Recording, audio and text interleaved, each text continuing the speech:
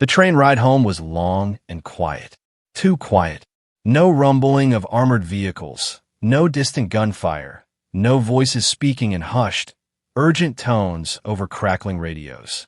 Just the rhythmic clatter of the train tracks, the occasional cough from an elderly passenger, and the muffled cries of a baby somewhere in the next car.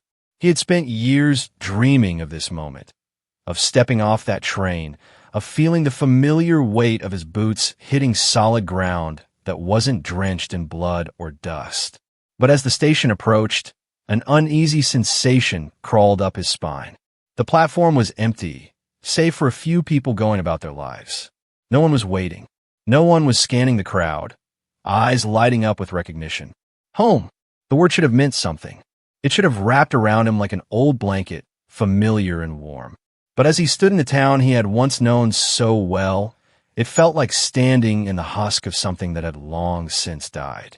The buildings were still there. The streets still held their shape. The town square, the bakery with its faded red awning, the barber shop where he had once sat as a boy, staring at his reflection in the mirror, making faces at himself, unchanged. And yet everything was wrong. A woman passed by, her gaze sliding over him without stopping. A man nodded in greeting but did not linger, as if sensing something in him that he did not want to understand. The world had moved on without him. People had continued living, laughing, loving. He had been fighting for this peace, this normalcy. But it didn't feel normal. It felt like a joke, a cruel one. His boots thudded against the pavement as he made his way through town. The air smelled too clean, too fresh. There was the thick scent of oil and sweat, of burning metal and fear. His fingers twitched at his sides. Too much open space. Too many places for someone to hide. He caught himself scanning the rooftops, checking the windows, his heartbeat a steady, controlled drum. He reached the door of his childhood home. It looked smaller than he remembered. The paint had begun to chip around the edges, the wood beneath exposed to years of sun and rain. His fingers hesitated on the doorknob. Would they even recognize him? When the door swung open, the woman standing there gasped softly, her hands flying to her mouth. His mother. But the joy he had imagined in this moment wasn't there. Instead, she hesitated. And in that hesitation, he saw it. The doubt, the uncertainty. "You're home," she said, as if testing the words. He nodded. And then, just like that, she threw her arms around him, pulling him in. He stood stiffly, unsure how to react. Her warmth was suffocating. Her heartbeat against his chest, too fast, too fragile. He had forgotten how small she was. But she wasn't the only one looking at him. Behind her, his father stood in the hallway, arms crossed, studying him as if unsure whether the man standing before him was truly his son or some ghost wearing his face. "Come in," his father said gruffly. He stepped inside, his boots too heavy against the wooden floorboards. The house smelled the same: coffee, old books, a faint hint of his mother's lavender soap. But it didn't feel the same. It felt like walking through a memory that didn't belong to him anymore. Dinner was quiet, too quiet. The clinking of silverware on plates filled the silence. He ate mechanically, not tasting anything. His mother stole glances at him between bites. His father barely spoke. "How long are you staying?" his father finally asked. He hesitated. "I don't know." His mother's face tightened. They wanted him to stay. He knew that, but they didn't understand. How could they? How could they possibly comprehend what it was like to close your eyes and still see the faces of men who would never return? How could they understand that silence wasn't comforting anymore? It was terrifying. He looked at his hands. Calloused, scarred. Not the hands of the boy who had once lived in this house. His sister arrived the next day. She threw herself at him, sobbing, burying her face in his shoulder. He held her, but the embrace felt hollow, like he was comforting a stranger. "I missed you," she whispered. He wished he could say the same. He tried to go about life as he once had, walking through town, stopping by the store, sitting on the porch with his father, watching the sun set over fields that stretched too far, too open, too exposed. But every interaction was forced. People asked him questions, but they didn't really want to hear the answers. "Was it bad over there? Must be nice to be home, huh?" You must be glad to finally be away from all that. They wanted simple answers. Easy ones. They wanted him to say yes, to smile, to tell them that everything was fine now. But it wasn't fine. Night after night, he lay in his childhood bed, staring at the ceiling. His body ached for the hardness of the ground, for the familiarity of exhaustion so deep it swallowed him whole. Sleep was an enemy now, because when it came, it brought dreams, memories disguised as nightmares. And when he woke, he wasn't sure which reality was worse. One night, his father found him outside, sitting on the porch, staring at nothing. "You can't live like this," his father said. He didn't answer. "You're home." No, this wasn't home. Home was where his brothers in arms had been. Home was where men understood the weight in his chest without him needing to explain. Home was the battlefield. And now he was just a ghost in a place that no longer recognized him. He didn't know if he could ever come back. Not really, because the war was over. But he wasn't sure he had survived it. The night was thick with silence, the kind that pressed in from all sides, making every sound feel unnaturally loud. The soldier moved through the trees, his boots sinking slightly into the damp earth with each step. The darkness stretched endlessly around him, broken only by the pale glow of the moon filtering through the skeletal branches. The cold air bit at his skin, but he barely noticed. He had spent years in worse conditions, in places where the chill carried the scent of death and the earth swallowed the fallen without hesitation. He hadn't meant to wander this far. It had started with an attempt to escape the suffocating walls of his childhood home. The way the silence, there wasn't silence at all, but something heavier, something that made his lungs tighten. He had needed to move, to feel the night air, to remind himself that he was still here, still breathing, even if he wasn't entirely sure why. Then he heard it, a sound so faint he almost thought he had imagined it, a weak, pitiful whimper, barely audible over the rustling of the wind through the trees. He stopped mid-step, his muscles tensing instinctively.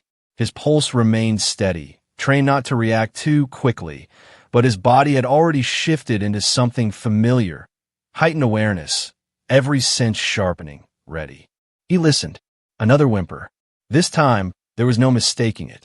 Something was out there. Something hurt. His first instinct was to move on. The world was filled with dying things. He had spent years walking past them, over them, through them. It was never his job to stop, but his feet didn't move. He exhaled slowly, barely a sound, and turned toward the noise. His steps were careful, calculated.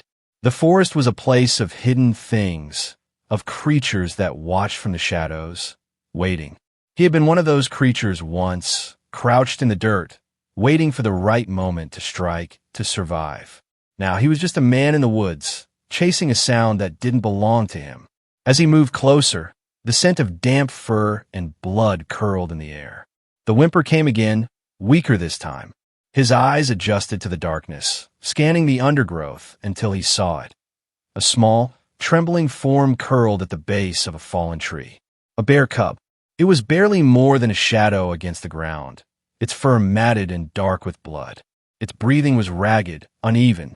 One of its legs was twisted at an unnatural angle, and he could see the way it trembled, muscles locked in pain.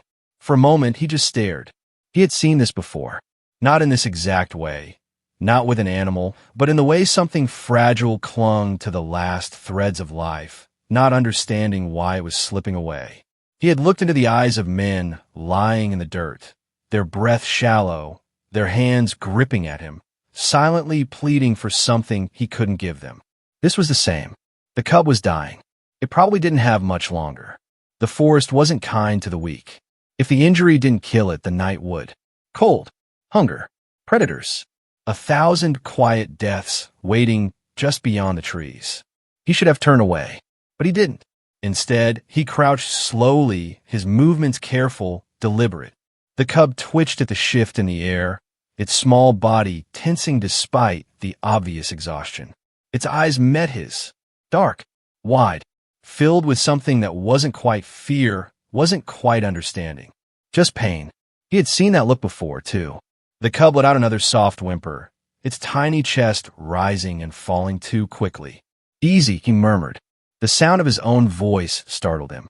He hadn't spoken to anyone all day, maybe longer. The cub didn't move, didn't seem to understand. He reached out, slow and steady.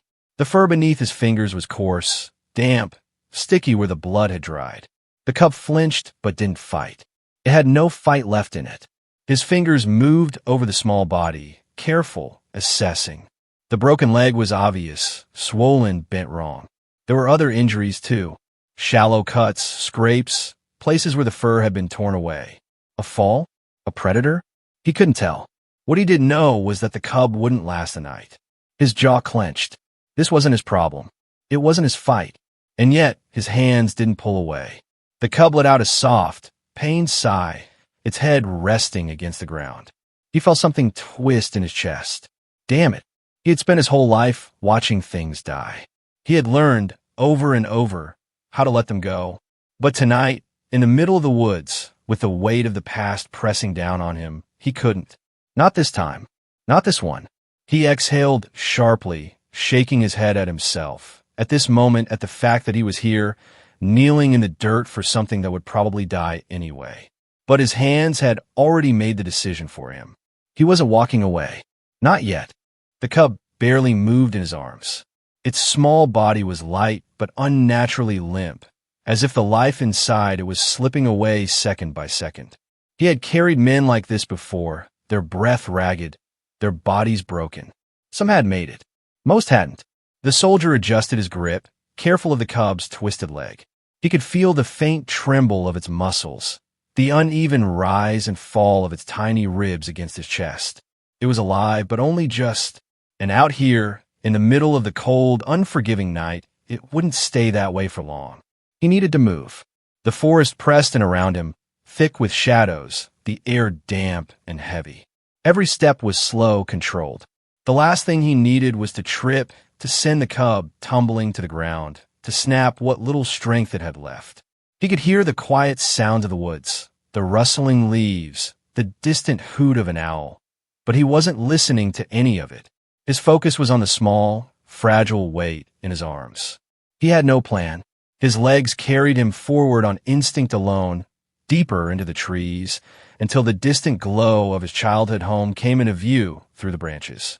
The thought of walking through that door with a half-dead bear cub in his arms almost made him stop. His father would have something to say about this. He always did. His mother, she'd look at him with wide, worried eyes, the same way she always did now, like she was afraid he might disappear again if she blinked. But none of that mattered. The cub whimpered a weak, barely there sound. He kept walking. When he reached the back door, he hesitated for only a second before nudging it open with his shoulder. The house was silent. His parents were asleep. Good. Moving quickly, he set the cub down on the kitchen floor, its tiny body curling inward as if trying to shield itself from the world. Its breathing was still uneven, each inhale a struggle. He crouched beside it, running a hand through his hair, exhaling slowly. His brain felt like it was still catching up to his actions. What the hell was he doing? This wasn't his fight, but his hands were already moving. He grabbed a clean kitchen towel and ripped it into strips. Makeshift bandages.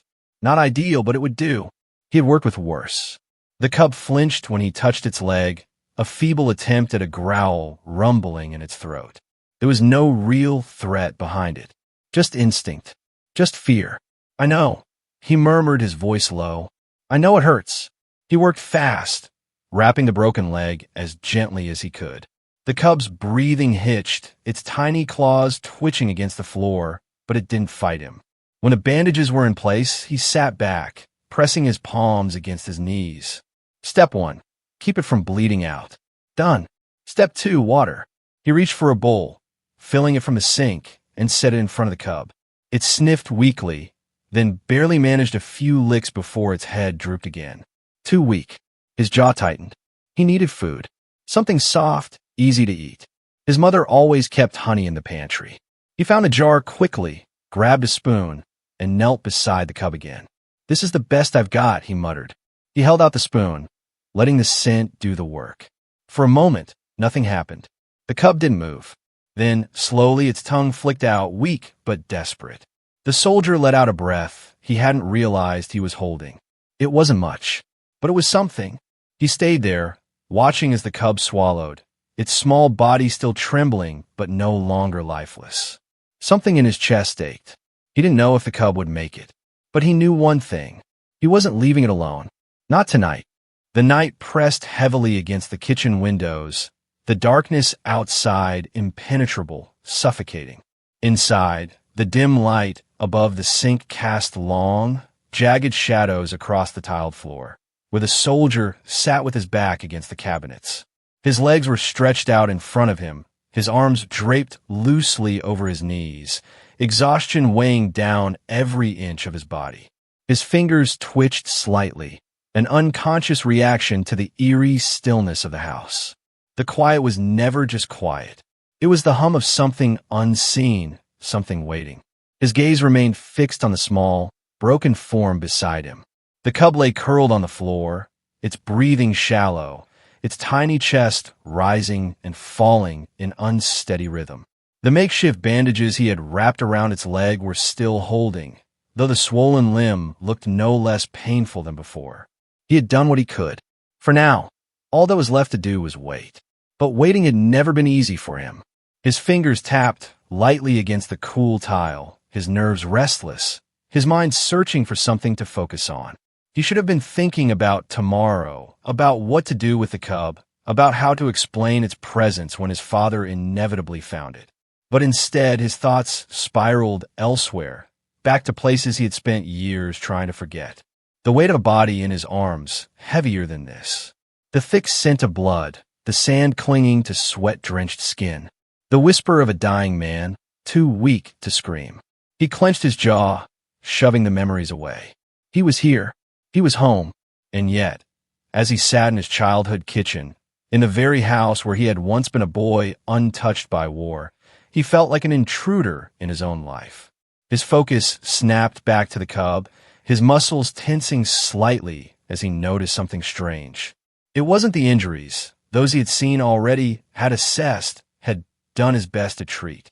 No, this was something else. Something that sent a cold shiver down his spine. The fur. At first, he had assumed the patches of discoloration were just dry blood, the kind that clung stubbornly to an animal's coat after a struggle. But now, as he shifted his position and leaned in closer, he saw that the markings weren't random. They weren't stains. They were patterns. Symbols. His breath came slower now, measured. His instincts, honed through years of training, told him that this was not something to ignore. Reaching out, he ran his fingers gently through the cub's fur, parting the strands to get a clearer look. The markings were faint but unmistakable, dark lines that seemed almost burned into the skin beneath the fur. The edges were too precise, too deliberate to be the result of injury or natural coloring. Someone had put them there. The soldier exhaled sharply through his nose, his fingers hovering over one of the larger symbols. It was a strange, angular shape, intersecting lines that didn't belong in any language he recognized. But it wasn't just one. As he examined the cub more closely, he found several more, each one just as intricate, just as unsettling. He had seen things like this before. Not here, not in this quiet, forgotten town, but overseas in places where war had left scars deeper than bullet holes. Symbols carved into stone, etched into the walls of abandoned buildings, painted in thick, black strokes across the doors of houses that no one dared enter. Back then, the locals had refused to explain, their eyes wary, their voices low. Superstition, some had called it. Warnings, others had said. But he had never cared to understand. His mission had been clear: secure the area, neutralize threats, move on. But now, those symbols were here, in his home, on the body of a half-dead cub lying in his kitchen. His fingers curled into a fist, his mind racing. He didn't believe in fate, in omens, in signs from something greater than himself. He never had. But this felt wrong. The cub stirred weakly beneath his touch, letting out a soft, pitiful sound, its tiny body trembling. It was still in pain, still clinging to life, oblivious to the weight of the mystery now wrapped around it. The soldier forced himself to breathe. Whatever this was, whatever it meant, he would deal with it later. Right now, the cub needed to survive the night. He pulled his hand away, rubbing his palm absently against his thigh as he shifted his weight and stood. His muscles ached, protesting the movement, but he ignored them. Reaching for the sink, he turned on the faucet, letting the cold water rush over his hands, washing away the invisible unease clinging to his skin. The symbols would have to wait. Tomorrow, he would figure out what the hell he had just brought into his home. The morning light filtered weakly through the curtains, casting a muted glow across the kitchen. The soldier shifted slightly, the stiffness in his muscles a reminder that he had spent the night on the hard tile floor. He barely remembered falling asleep, his body surrendering to exhaustion before his mind ever had the chance to catch up. But it wasn't the discomfort that made him stir. It was the quiet sound of breathing, steady and rhythmic, close to his side. For a moment, he almost forgot where he was. He had woken up in worse places, surrounded by the scent of damp earth and spent gunpowder, the heavy weight of gear pressing into his spine. His body had long since learned to adapt, to sleep when it could, wherever it could. But this wasn't a battlefield. This was home, or at least the place that used to be home. Blinking away the last traces of sleep, he turned his head slightly, gaze settling on the small figure curled beside him. The cub was still alive. That alone was something. Its breathing, though shallow, was no longer the desperate, uneven gasping of the night before. Its tiny body still trembled occasionally, its muscles twitching with some half-formed instinct to flee, but it hadn't moved away from him. It was still weak, still injured, but it was here, and it was watching him. Dark, glassy eyes met his, filled with something he recognized all too well. Caution, uncertainty, the quiet, lingering fear of something that had already suffered too much and had no reason to trust. He knew that feeling. The soldier exhaled slowly, rubbing a hand over his face before shifting his position. The cub flinched slightly at the movement, its small ears twitching, but it didn't pull away. It was still wary, still instinctively bracing for pain that didn't come. But it was learning. That was enough. His gaze flickered to the water bowl he had left beside it the night before. The level was nearly the same. It had barely touched it. That wasn't good. Dehydration would kill it just as easily as its injuries. It needed food, and food meant trust. Reaching for the honey jar on the counter, he twisted off the lid, the familiar scent filling the air. He wasn't sure if the cub was hungry enough yet, if it was even strong enough to eat, but he had to try. Carefully, he scooped a small amount onto his fingertip and held it out. The cub didn't react at first. Its nose twitched, nostrils flaring slightly, but it didn't move. Patience. The soldier kept his hand steady, waiting. A slow inhale. A flicker of recognition. Then, finally, the cub's tiny tongue flicked out, just barely grazing his fingertip. He didn't move, didn't speak, just let it happen. Another hesitant lick, then another. It was small, barely anything, but it was something. He allowed himself to exhale, his shoulders loosening ever so slightly. Progress. He repeated the motion, offering small amounts at a time, letting the cub take what it wanted. It was still cautious, still slow, but it wasn't rejecting him. It wasn't pulling away. That was how trust started. Not all at once. Not in some grand, sudden moment. Piece by piece. The cub wasn't just learning to accept food, it was learning to accept him. That was what mattered. Throughout the day, he let the process continue. He didn't force anything, didn't push the animal beyond what it was ready for. He simply existed in its space, moving around the kitchen, letting it get used to the sound of him, the presence of something larger and stronger that had no intention of harming it. At first, the cub remained tense, its small body stiffening whenever he stood, whenever he shifted his weight. Its dark eyes tracked every movement, waiting, expecting something. But slowly, it stopped bracing itself. By midday, it had shifted slightly closer to the water bowl, its nose dipping toward the surface. A hesitant sip, then another. The soldier sat nearby, watching, but he didn't react. He didn't move to interfere, didn't acknowledge the victory. Some things needed to happen without an audience. Trust wasn't about grand gestures. It was about moments like this, small, quiet choices, unspoken understandings. By nightfall, The cub had begun to test its movements. It was still weak, its bandaged leg barely able to hold weight, but it was trying. And when he reached out, fingers brushing lightly against its fur, this time it didn't flinch at all. The days passed in slow, measured steps. The cub was getting stronger, though it still moved carefully, favoring its injured leg. The soldier watched its progress with quiet patience, noting each small victory. The first time it stood on its own without collapsing. The first time it licked the water from the bowl without hesitation. The first time it looked at him without fear. Trust had been the hardest thing to earn. Even now, it was fragile, something that could be shattered with a single wrong move. The cub still flinched at sudden noises, still hesitated before approaching, but it no longer saw him as a threat. That was enough. But trust wasn't survival. The soldier knew that better than anyone. Survival was learning, adapting, knowing how to read the land, how to find what you needed, how to avoid what could kill you. The cub wouldn't stay here forever. He knew that. At some point, it would have to return to the wild. And when that day came, it had to be ready. So he began to teach it. It started small, simple. He led the cub outside for the first time since that night in the forest, keeping a careful eye on its movements. The bandaged leg was still weak, but it held. The cub limped slightly as it stepped into the open air, its nose twitching at the unfamiliar scents carried by the wind.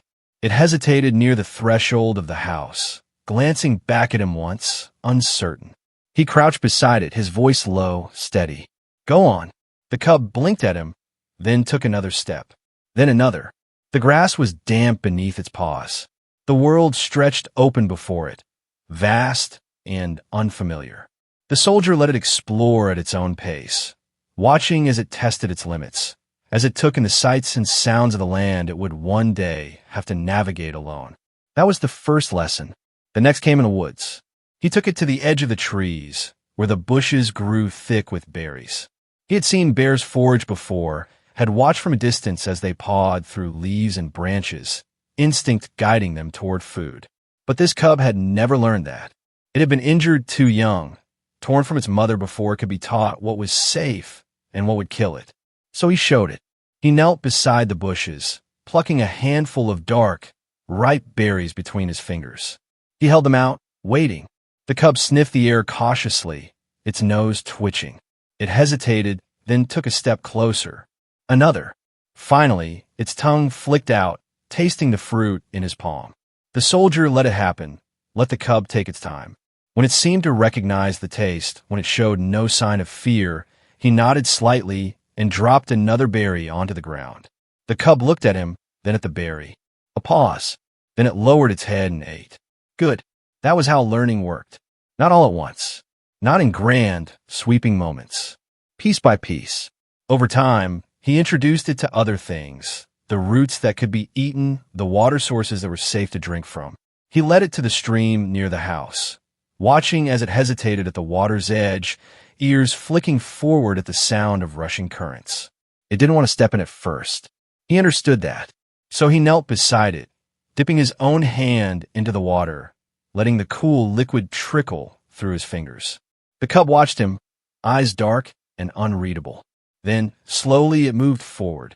Its paws met the water. It flinched slightly, but didn't pull back. A few minutes later, it was drinking. The soldier sat on the bank, watching. It was learning. It would survive. But there was more to survival than just food and water. There was strength, and the cub needed more of it. So he played with it.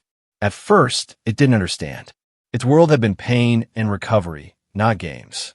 It had spent its days focused only on healing, on relearning how to move, how to trust its own body again. But instincts were instincts. And one day, when he tossed a small piece of wood near its paws, something shifted. The cub froze, staring at it. Then, slowly, it batted at the wood with one paw. The soldier smirked. That's it. He picked up another small branch, rolling it toward the cub. It tilted its head, ears twitching, then lunged clumsily, catching it between its paws. That was the beginning. Over time, the games became more natural.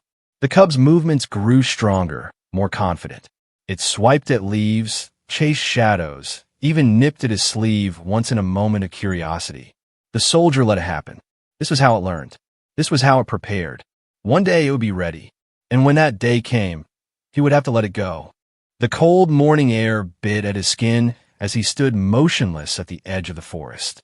His breath curled in the air, vanishing into nothing.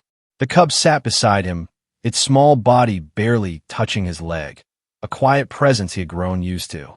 But today was different. Today he would have to let it go. The weight of that thought settled deep into his bones. The cub was ready. It had grown stronger, faster. Its once hesitant steps were now firm, its dark eyes no longer filled with fear. The limp that had slowed it down for weeks had faded into something barely noticeable. Its body had recovered.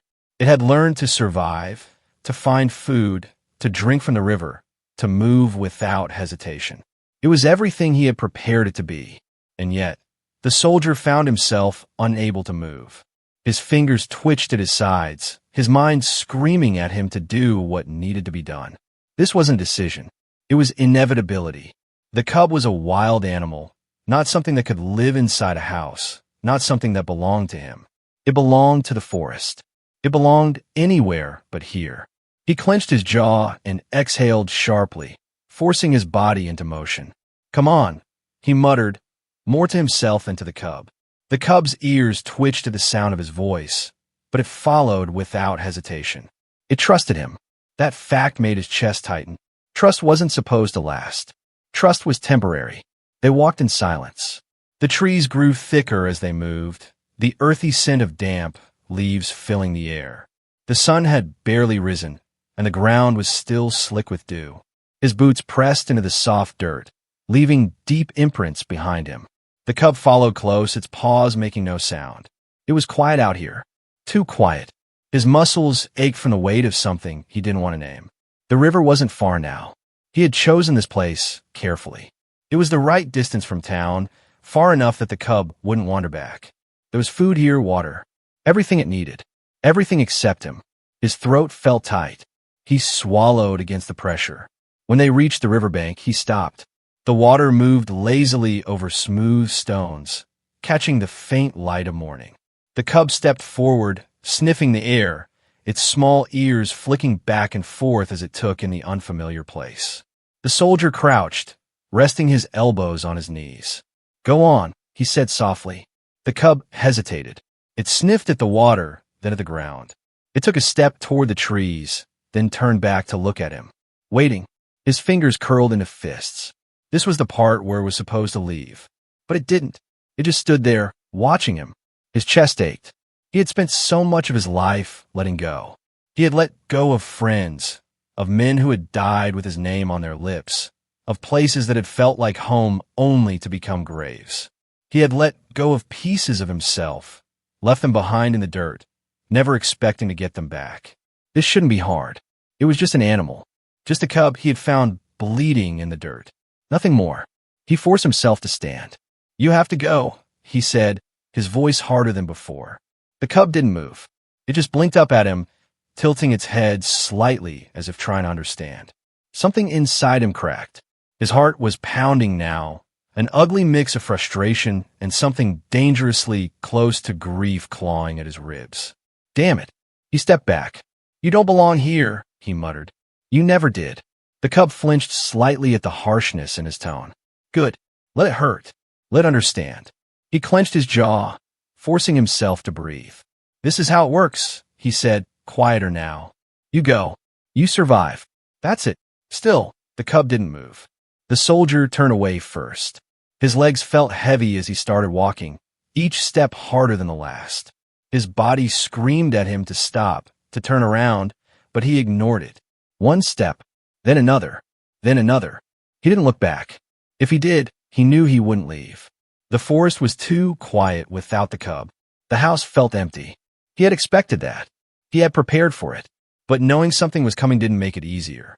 He spent the first day cleaning, scrubbing the floors, washing his clothes, fixing things that didn't need fixing. Anything to keep himself busy. Anything to keep his mind from circling back to the image of the cub standing by the river, waiting for him to come back. It would be fine. It had to be fine. That was the only way this worked. The second day, he went to town. People spoke to him, asked how he was doing. He answered in short, clipped sentences, giving them what they wanted to hear. But his mind wasn't there. It was still in the woods, still at the river, still watching something small and wild disappear. The third night, he woke up to the sound of something scratching at the door. His pulse spiked. His instincts kicked in before his brain could catch up. He was up in an instant, his hand reaching for a weapon that wasn't there. His breathing was steady, controlled, but his body was on high alert. Then he heard it, a soft, familiar whimper. He froze. No. He took slow, measured steps toward the door, his fingers hovering over the handle. The scratching sound came again, quiet, hesitant. He knew what he would see before he opened it. But when he pulled the door open, when he looked down and saw those dark, trusting eyes staring up at him, his chest caved in. The cub had come back. It had found its way home. And for the first time in a long, long time, he let himself believe that maybe, just maybe, that wasn't such a bad thing. The sound of claws scratching against wood was faint but insistent. At first, the soldier thought he was dreaming, caught in that limbo between sleep and wakefulness where the mind played tricks, turning whispers into gunfire, shadows into figures that weren't really there. His breath was slow, controlled, the instinct to stay motionless ingrained deep in his muscles. But then he heard it again, a low, familiar whimper. His eyes snapped open. For a moment, he just lay there, staring at the ceiling, letting his heartbeat settle into something slower, something more manageable. The room was dark, the only light coming from the dim glow of the moon filtering through the curtains. The house was silent, except for that sound, a scratching at the door. His stomach tightened. He already knew what it was. He had spent the past 2 days trying to force himself to move forward, telling himself that this was how it had to be. He had made his choice, had walked away from the cub, had done what was necessary. But the cub hadn't done the same. Slowly, carefully, he swung his legs over the side of the bed, pressing his bare feet against the cold wooden floor. He moved with trained precision, each step silent as he made his way toward the door. His hand hovered over the handle for a brief moment, hesitation creeping into his chest. Then, with a slow exhale, he turned the knob and pulled the door open.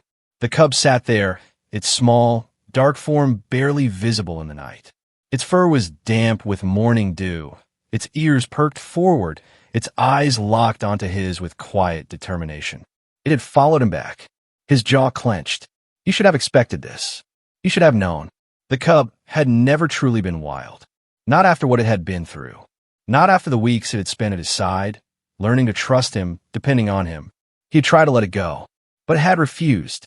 His fingers tightened around the doorframe as he looked down at it. "No," he said, his voice rough from sleep. "You can't be here." The cub didn't move. It simply stared up at him, unblinking. His chest ached. He forced himself to step back. "Go," he muttered. "Go back." The cub remained where it was. His teeth ground together. This wasn't how it was supposed to go. Wild animals weren't meant to form attachments. They weren't meant to seek out people, to wait at doors like lost dogs looking for scraps of affection. And yet, here it was, refusing to leave. The soldier ran a hand over his face, exhaling sharply. He knew what he had to do. He had to push it away, make it understand that this wasn't its place. He had to be cruel if necessary. He had done worse things before. He crouched, leveling his gaze with the cub's. "I'm not your family," he said evenly. "I'm not your home." The cub tilted its head slightly, as if trying to understand. Frustration burned in his chest. He stood abruptly, grabbing his jacket off the chair and stepping outside, the cold air biting at his skin. The cub perked up instantly, taking a few cautious steps toward him. He walked, not far, just past the porch, onto the dirt path leading toward the tree line. The cub followed. He picked up his pace. The cub kept up, its small frame moving quickly, determined. He stopped suddenly, turning sharply. "Go back." His voice was sharp now, the same tone he had used to give orders, to make men listen, to make sure they obeyed. The cub flinched. For a moment, he thought it might finally understand. Then, slowly, it took another step forward. Something inside him cracked. His fists clenched at his sides, the anger rising, not at the cub but at himself, at the situation. at the way the world refused to let things be simple. This wasn't how survival worked. This wasn't how anything worked. And yet, the cub sat down, watching him waiting. He turned away. He walked back into the house, slamming the door behind him. And still the cub stayed. By morning, it was still there. He wasn't sure why he had expected anything different. He had forced himself to ignore the sounds it made during the night, the soft whimpers, the restless shifting outside his door. He had tried to sleep, but his body wouldn't let him. It had been too many years since he had been able to ignore something struggling to survive. When he finally stepped outside, the cub lifted its head, blinking up at him as if nothing had happened, like it belonged there, like it had already made the decision for both of them. His throat was tight as he exhaled slowly. He could force it to leave. He could drag it back to the woods, drop it somewhere even farther, make sure it wouldn't find its way back this time. But the thought of it alone in the wild, waiting at another door that wouldn't open, his stomach twisted. He wasn't weak, but damn it, he was tired. Tired of letting go. Tired of pretending he didn't care. Tired of fighting a battle he had already lost. The cub stood, stepping closer. It had already made its choice. Maybe it was time he did too. Without another word, he turned and walked inside. This time, when the cub followed, he didn't stop it. The morning was cold, the kind of cold that settled deep into the bones and refused to leave. The soldier stood on the porch, his arms crossed over his chest, staring out at the tree-line where the mist wove through the branches like something alive. His breath curled in the air, disappearing into the silence, but he hardly noticed. His focus was elsewhere, on the small shadow sitting beside him, its fur ruffled by the wind, its dark eyes fixed on him with something like quiet expectation.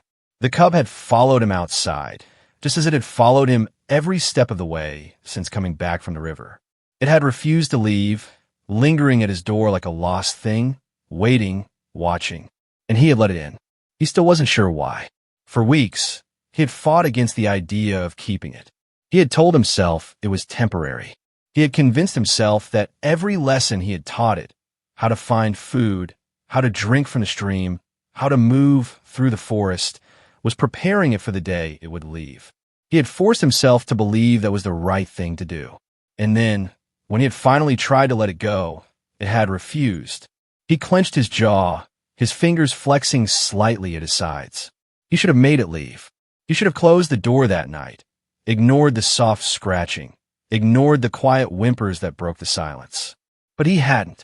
Instead, he had opened the door, and the cub had walked inside as if it had never belonged anywhere else. Now, standing here in the bitter morning air, he realized the truth. The moment he had let it back in, he had sealed something between them, something unspoken and irreversible. The cub had chosen him, and despite everything, despite every instinct screaming at him to push it away, he had chosen it too. That thought settled deep in his chest, heavier than he expected. He had spent so much of his life walking away, from places, from people, from things that could be lost. He had trained himself to detach, to survive by never holding onto anything too tightly. The battlefield had taught him that.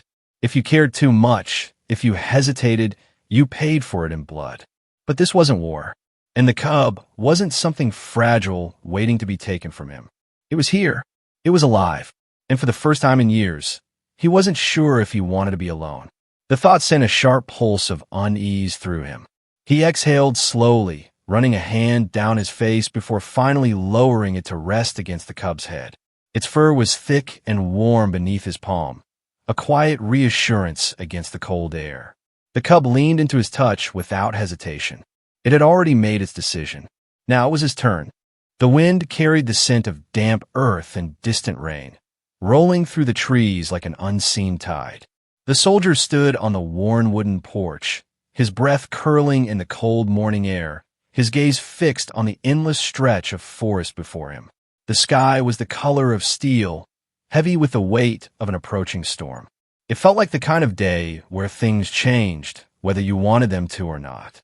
And yet, despite the vastness of the wilderness before him, his focus remained on something small and unmoving at his side. The cub.